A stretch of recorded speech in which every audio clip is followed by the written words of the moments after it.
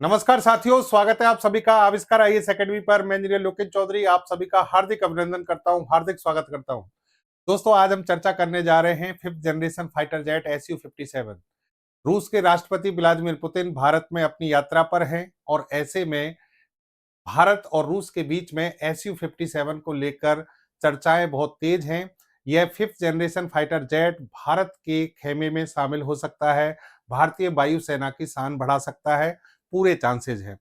ऐसे में देखिए, SU-57 जो लंबे समय से हम इस विमान के बारे में चर्चाएं करते आ रहे हैं, F-35 और जो चाइनीज एयरक्राफ्ट है उनसे इसकी लगातार तुलना की जा रही है।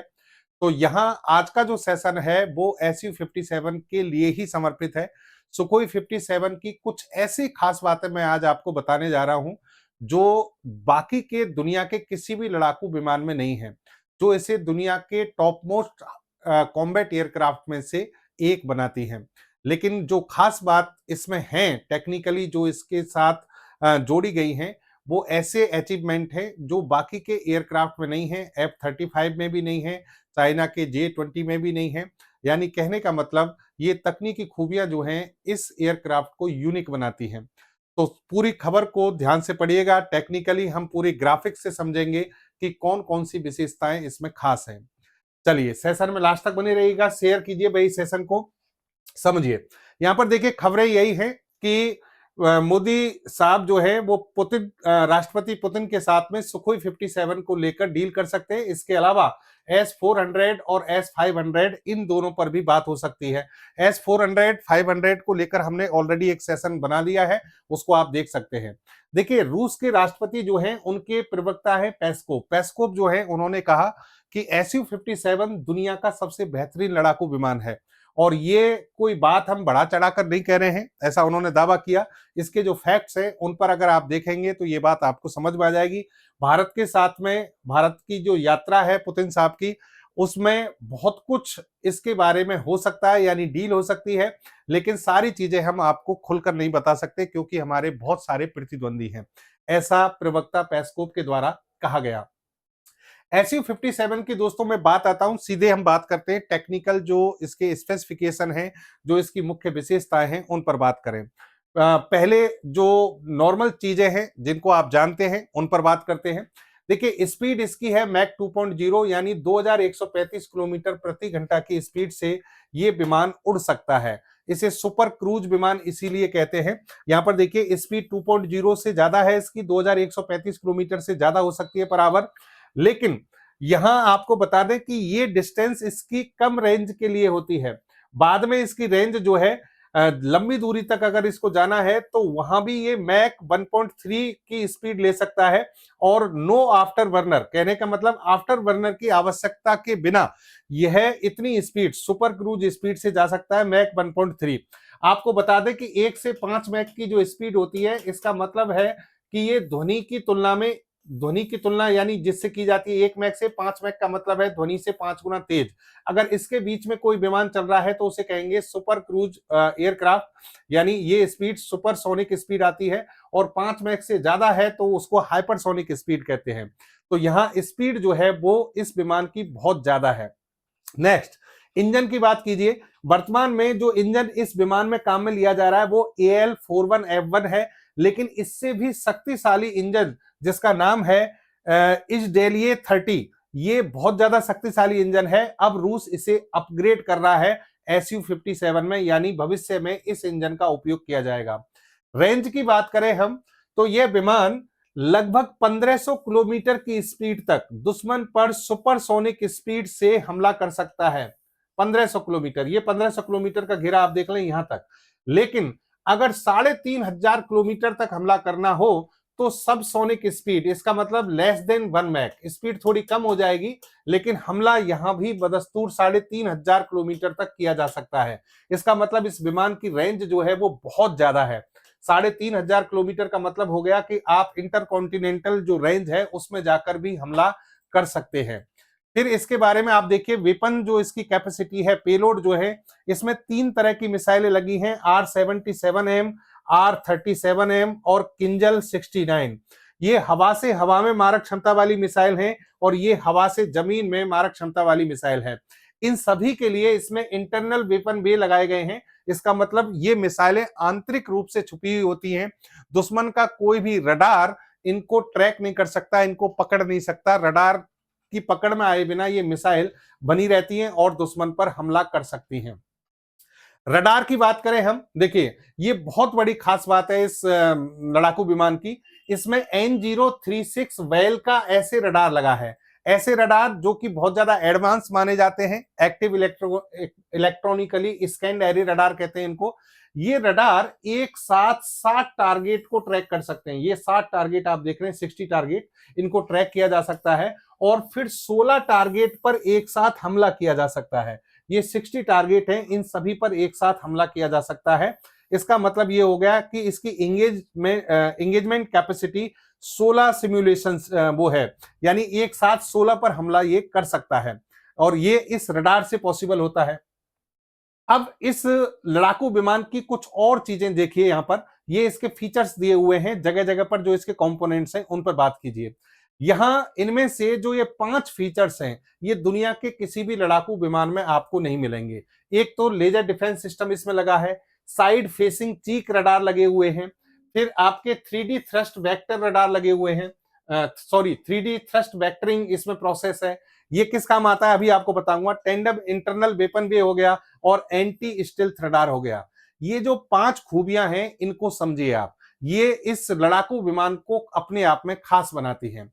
सबसे पहली हम बात करें 3D थ्रस्ट वेक्टरिंग। इसका मतलब क्या है दोस्तों, समझना। यहां पर ये इस विमान के जैसे कि नोजल है, नोजल, तो जो नोजल मूवमेंट है इस विमान का वो 360 डिग्री तक हो सकता है। 360 degree nozzle movement for super मैन्युवरेबिलिटी।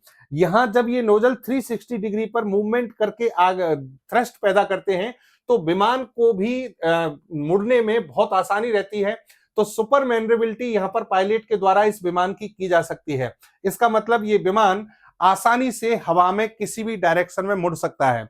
अगर यही बात हम F-22 की बात करें जो कि अमेरिकी लड़ाकू विमान है, तो उसमें 2D थ्रस्ट वेक्टरिंग सिस्टम है, यानी 360 डिग्री पर मैन्युवरेबिलिटी वहां पर संभव नहीं है। जबकि सुखोई में ये खास बात इसलिए है क्योंकि इसमें 3D थ्रस्ट वेक्टरिंग दिया गया है और ये सुपर मैन्युवरेबिलिटी के लिए यहां इस विमान को खास बनाता है।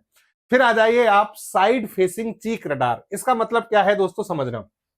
सामान्यतः कोई भी लड़ाकू विमान, जैसे कि ये लड़ाकू विमान आपको दिख रहा होगा, इसका जो नोज कैप होता है यहां पर रडार लगा होता है और ये रडार जो है, जैसे कि हम F-22 F-35 की बात करें, इस रडार से लगभग 120 डिग्री के एंगल तक पायलट टारगेट को देख सकता है, टारगेट का पता लगा सकता है।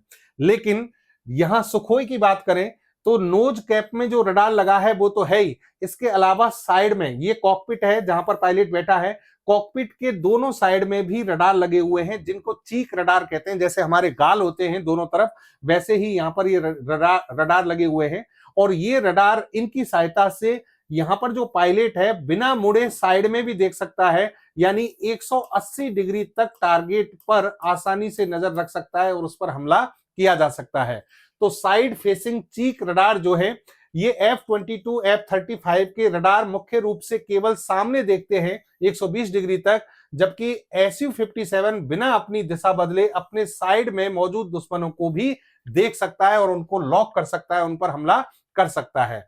फिर एक और खास बात जो है laser defence system 101 KSODIRCM।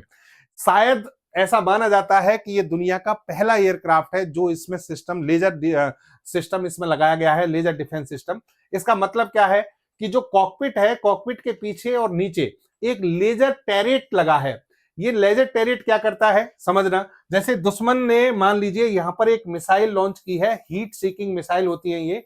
Heat seeking missile अगर टारगेट हमारे विमान की तरफ आ रही है, सुखोई 57 की तरफ आ रही है, तो इसका जो ये लेजर वेपन है यहां से लेजर तरंगे निकालेगा और इस पूरे मिसाइल सिस्टम का जो अग्रभाग है, इसको ऐसे मोड़ दीजिए, अग्रभाग को अंधा कर देता है, इसके सेंसर जो है उनको खराब कर देता है। तो ये मिसाइल भटक जाती है, ये मिसाइल भटक जाएगी और इस पर हमला नहीं कर पाएगी, इससे इसकी सुरक्षा हो जाती है। और लेजर डिफेंस सिस्टम वाला ये शायद लड़ाकू विमान दुनिया में इकलौता है। फिर आ जाइए टेंडम इंटरनल वेपन वे। टेंडम इंटरनल वेपन वे का मतलब है कि इसकी जितनी भी मिसाइल्स हैं उन सभी को इंटरनली सुरक्षित रखा जाता है और उसकी इसी के कारण यहां पर बड़ी मिसाइलें लगाई जा सकती हैं, बड़ी मिसाइलों को तैनात किया जा सकता है। देखिए, इसे F-22 या F-35 की तुलना में लंबी और बड़ी मिसाइलें छिपाकर ले जाने की क्षमता देता है। कौन सा सिस्टम? टेंडम इंटरनल वेपन वे। और फिर इसमें आप आ जाइए anti stealth radar. Anti stealth radar का मतलब क्या है? स्टिल्थ टेक्नोलॉजी को जो तहस नहस कर दे, स्टिल्थ टेक्नोलॉजी को जो काम करने ना दे। स्टिल्थ टेक्नोलॉजी क्या होती है? स्टिल्थ टेक्नोलॉजी का मतलब होता है कि दुश्मन, जैसे मान लीजिए आपको कोई टारगेट पता करना है तो आप रडार या किसी भी रेडिएशंस भेजते हैं रडार से, तो वो रेडिएशंस जो है उनको स्टिल्थ टेक्नोलॉजी वाले जो कॉम्बैट एयरक्राफ्ट होते हैं या कोई भी सरफेस होती है, वो उन रेडिएशंस को डाइवर्ट कर देती हैं या एब्जॉर्ब कर लेती हैं ताकि उनकी लोकेशन का पता नहीं लगे। लेकिन यहां पर ये जो रडार है, ये रडार एल बैंड फ्रिक्वेंसी में काम करता है। इसके पंखों के किनारों में एल बैंड रडार लगा है।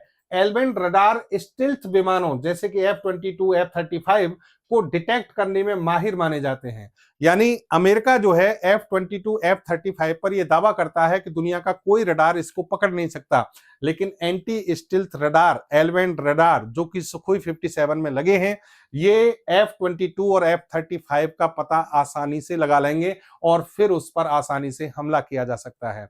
तो ये 5 खास बातें, anti stealth radar, tandem internal weapon bay, laser defence system, side facing cheek radar और 3D थ्रस्ट वेक्टरिंग, ये ऐसी 5 खास बातें हैं, खास विशेषताएं हैं जो दुनिया के किसी भी लड़ाकू विमान में नहीं है। सुखोई 57 को दुनिया का बेहतरीन लड़ाकू विमान बनाती है और भारत की वायुसेना को इस विमान की बहुत ज्यादा जरूरत है, सख्त जरूरत है, क्योंकि हमारे पड़ोसी पाकिस्तान के पास तो 5th जनरेशन फाइटर जेट नहीं है, लेकिन एक दूसरा दुश्मन जो हमारे बगल में है चाइना, उसके पास में 5th जनरेशन फाइटर जेट हैं और हमें चाहिए उससे बेहतरीन फाइटर जेट।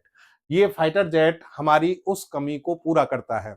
तो ये था दोस्तों सुखोई 57 की कुछ खास बातें। उम्मीद करता हूं आपको तकनीकी रूप से चीजें आसान भाषा में मैंने समझाने का जो प्रयास किया है वो समझ में आया होगा। अगर आपको सेशन अच्छा लगा तो सेशन को जरूर शेयर कीजिएगा, ज्यादा से ज्यादा लोगों तक पहुंचाइएगा, लाइक करें, शेयर करें और चैनल को सब्सक्राइब कर लें। धन्यवाद। जय हिंद, जय भारत।